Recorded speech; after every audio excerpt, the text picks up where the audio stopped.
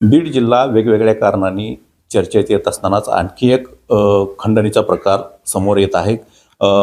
अंबाजोगाई तालुक्यातील ममदापूर पाटोदा हे गाव आहे. या ठिकाणच्या जे सरपंच महिला आहेत त्यांना खंडणी मागितल्याचा प्रकार समोर आलेला आहे. त्या स्वतः आपल्यासोबत आहे. आपण त्यांच्याकडून जाणून घेणार आहे की नेमका प्रकार काय. मला सांगा, काय खंडणीचा प्रकार आहे, कोण मागतं खंडणी? खंडणी माजी सरपंच वसंत सोपान शिंदे आणि लालासाहेब देशमुख, ज्ञानोबा श्रीमंत देशमुख. काय किती खंडणी मागतात? 1 लाखाची खंडणी मागतात. कशामुळं? ती खंडणी मागते तर आम्ही तुम्हाला आम्हाला पैसे दिले तर ठीक नाही, तर आम्ही तुला कोणतेच काम करू देणार नाही म्हणतात. तो महिला सरपंच आहेस, तुझं काय चालणार आहे? पहिली सरपंच आम्हाला पैसे देत नव्हती. आम्ही तिला कोणत्या आरोपात मध्ये घातलंय ते तुम्हाला बी माहिती आहे. त्याच प्रकारे तुला बी मध्ये घालू शकता. पुन्हा धमकी दिली. हे जे सगळा प्रकार होता घडतोय तुमच्या बाबतीत, याच्या संदर्भामध्ये तुम्ही पोलीस स्टेशनला वगैरे गेलात काय? गेलो होतो. त्यांनी काहीच रिक्स घेतली नाही. पुन्हा आल लावून केलं. त्यांनी काहीच चौकशा केल्या नाहीत. मग ते चौकशा करतील म्हणून आम्ही वाट बघितली. त्यांनी चौकशी केली नाही म्हणून आम्ही पोलीस स्टेशनला गेलो. SP ऑफिसला गेलो. तिथं बसूनच मग आम्ही म्हणलं की तुम्ही आम्हाला कामं करायचेत का नाही तर सांगा, नाही तर आम्ही कुठे बी दुसरीकडे बघू आमच्या परीने. मग त्याच्यामुळं त्यांनी FIR फाडला आमचं. एकंदरीत आता महिला आहेत आणि कसं एक ग्रामीण भागामध्ये असल्यामुळे त्यांना थोडं व्यवस्थित सांगता येत नाहीत. त्यांचे पती आपल्यासोबत आहेत. आपण त्यांच्याकडून पण जाणून घेऊयात नेमका काय प्रकार आहे. मला सांगा, नेमका काय प्रकार आहे? जसं हे सरपंच झाल्यापासून गावामध्ये काही स्कीमच्या योजना आल्यानंतर विहिरीची योजना मंजूर झाली. विहिरीच्या मंजुरी झाल्यानंतर आम्ही त्याला काही म्हणजे अडवणूक केली नाही कुणाची, सगळ्याच्या मंजूर केल्या. आणि 2 जणांच्या विहिरीची जिओ टॅगिंग 2 वेळेस करावं लागतं. त्याच्यात 1 वेळेसच केलेली, दुसरी वेळेस केलं नाही म्हणून त्यांचे मस्टर काढता येत नाहीत आम्हाला. म्हणून त्यांनी आमच्या पोरावर दबाव टाकला इतका की तुझ्या आईला मध्ये टाकू. माजी सरपंच सुशीला पांडवळे. हा सगळा प्रकार आहे, हा कधीच आहे? 11 जानेवारी गेल्या ह्याची. मग ती झाल्यानंतर त्याला एवढं दबाव दिला. त्याच्यानंतर मुलांना आम्हाला घरी तगादा लावला की राजीनामा देऊन टाका, आपल्या घराला धोका आहे. मग आम्ही बघू म्हणण्यामध्ये त्याला सहन झालं नाही. मग त्याने आत्महत्या केली. अरे बाप. आत्महत्या केल्यानंतर आम्ही पोलिसांकडे गेलो. मग मनस्थिती बरोबर नसल्यामुळे 1 महिनाभर जबाब दिले नाही. नंतर 2-3 वेळेस गेलो तरी त्यांनी जबाब घ्यायची टाळाटाळ केली. टाळाटाळ करून पुन्हा 5-6 महिन्याला त्यांनी FIR फाडला. DYSPनं सुद्धा आम्हाला हाकलून दिलं. मग नंतर त्यांनी FIR 6व्या महिन्यात दाखल केला. त्याच्यानंतर आता रस्त्याचे कामं, शाळेचे कामं आली. ते कामं आल्यानंतर ही ग्रामपंचायतमध्ये आली होती, मी नव्हतो त्यावेळेस. इथून इथलं काम झाल्यानंतर शाळेकडे जात होती, काम चालू बघायला. जात असताना हिला 3 जणांनी रस्त्यात अडवलं. आणि जर तुला गावात कामं करायची असली तर आम्हाला 1 लाख रुपये दे, नसता आम्ही तुझ्या गावात कसलंच काम करू देणार नाही. तुमच्याच्यानं काय आमचं वाकडं होतं ते करा, आमच्या नादी लागू नका, अशा धमक्या दिल्या. एकंदरीत त्यांच्या बाबतीत तुम्ही काही तक्रारी अर्ज केलाय का, किंवा जे बीडचे SP आहेत त्यांना काही भेट वगैरे घेतली का? SP साहेबाची भेट घेतल्यानंतरच ही गुन्हा दाखल झाला. अच्छा, मग त्याच्या अगोदर गुन्हा दाखल केलेला नाही केला. आणि SP सोबत काय तुमचं बोलणं झालं? SP साहेबाला मी ही दाखविली, व्हिडिओ शूटिंग दाखविली, ह्यांनी कामं अडविलेली. आणि साहेब म्हणलं भयानक त्रास दिलेत. आमच्या ग्रामपंचायतचे आत्तापर्यंत 15 विभागातले 22 लाख रुपये शिल्लक आहेत. आणि माग आलेले आत्ताचे सध्या 13-14 लाख रुपये तशीच खात्यावर पडू नये.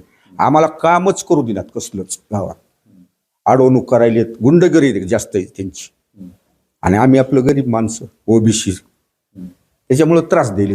त्याच्यातल्या त्यात अजून बाई सरपंच असल्यामुळं कुठंच ते सरपंचपती म्हणून तुम्ही सरपंच आहेत का स्वतः? त्या बाईला आला बोलून, ती जी पदावर आहे तिलाच बोलवा, त्यांनाच काम करायला लावा, उभा राहायला लावा, असं धमक्या दिल्या, ब्लॅकमेल केल्यासारखं करायला लागले. का तर मग बाई समोर राहायची ना. मग बाईला काही इज्जत नाही का? कुठं बी बाई उभा राहू शकते का खेड्यातली? तिच्या मागं हर कामं असतात. प्रत्येक ठिकाणी बाई बोलवा म्हणतात. तर तुमची काय आता मागणी असणार आहे, किंवा काय निवेदन वगैरे देणार आहेत काय असं घटनेसंदर्भात? आम्ही सोमवारी आता ह्यांच्यावर जर काही कारवाई नाही केली तर आमरण उपोषणाचं निवेदन देणार. 30 तारखेला आम्ही हे करणार उपोषण. किती तारखेला? 30 तारखेला. मी तर का आत्मदहन करण्याची तयारीनं बसणार आहे. इथं जगायचं ते काय करायचे मग? लेकरू गेलं माझं.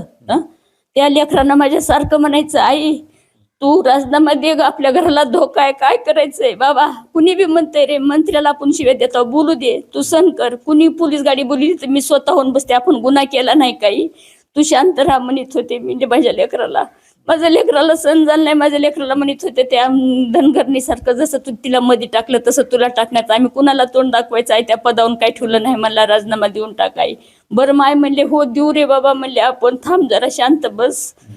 त्या दिवशी हे गेले ते बीडला, बीडहून युजूपर्यंत घरी आला तन करायला. मी म्हणलं बाबा शांत राहा बा, म्हणलं तू ऐक माझं थोडं. हो आई म्हणला, मला झोपू दे म्हणला, संध्याकाळी पुण्याला जायचंय, जा माय म्हणले. तर म्हणला आई पप्पा पैसे देत नाहीत. मी म्हणलं मी देते तुला पैसे, वागा झोप मग.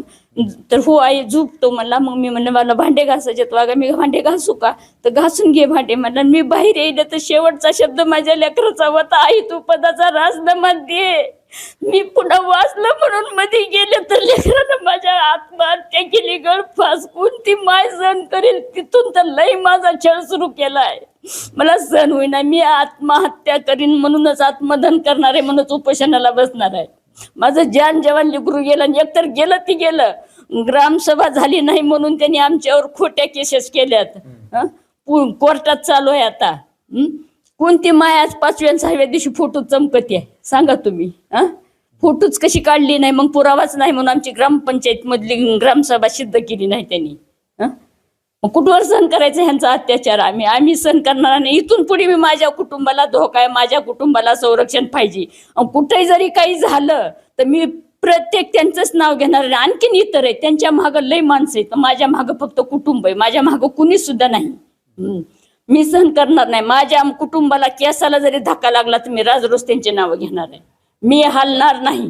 मला सहनशक्ती संपली, माझी ताकद संपली. कोणती माया सहन करील? काळजाचा तुकडा गेला आणि त्याच्या मागे एवढं वारं लागले, आणि तेवढ्यातून गज बसनात आणखीन म्हणतात गाबडं मेलं ती बरं झालं म्हणतात. उभं अंचारलं असतं माझं लेकरू होतं डेरिंग बास तसं. त्याला गिळले तर ही मोकळे वाघ कटाळे आम्हाला त्रास द्यायला लागले. तर ह्यांच्या तोंडाला रक्त लागलेलं पहिलं. कोर्टात केस चालू आहे त्यांची बोगस कामाची. आणि आम्हाला बोगस कामं करा म्हणते, तर आम्ही सत्यानं कामं करायलो. कुण्या विहिरीवाल्याचा रुपया घेतला नाही, कुण्या घरकुलावाल्याचा रुपया घेतला नाही. आम्हाला कुण्या ह्याच्यात जनतेच्या कामात कुठल्याच अडथळा आणायचा नाही, जनतेचा आम्हाला रुपया बी खायचा नाही. आम्हाला फक्त आमच्या कामाचं नाव करायचे, आम्हाला पैशाची गरज नाही. काय काय तुमचं काय? त्यांनी माजी सरपंचाच्या काळामध्ये एक विहीर पाडलेली आहे भारत निर्माण योजनेची. मग ज्या ठिकाणी शेतामध्ये पाडली त्यांनी रजिस्टर म्हणजे हे करून घेतलेलं नाही, रजिस्टर दानपत्र आपल्या ह्याला करून घेतलेलं नाही. त्याच्यामुळं त्या शेतकऱ्यानं कोर्टात दावा दिलाय. मग त्यानं आम्हाला माहिती अधिकार टाकला की तुमच्याकडे काय आहे ती आम्हाला द्या. आपल्याकडं काहीच नाही त्याचं, असं आम्ही लिहून दिलं. त्याच्यामुळं बी ती दबाव टाकायला जास्त. म्हणजे वारंवार एवढी तकलीफ आहे ह्यांची, भयानक तकलीफ आहे. एकंदरीत निश्चितच हा सगळा गंभीर प्रकार आहे. हे अंबाजोगाई तालुक्यातलं ममदापूर गाव आहे, आणि हे जे ममदापूर गावचे जे सरपंच आहेत ह्या ठिकाणी ह्या महिला सरपंच आहेत. आणि आपण पाहू शकतो की आता दोघांनी जी व्यथा मांडली, कशा पद्धतीनं त्यांना या ठिकाणी अडचण होते, हे आता मुंबई तकवरती त्यांनी मांडलेलं आहे. रोहिदास हातागळे, मुंबई तक, ममदापूर, बीड.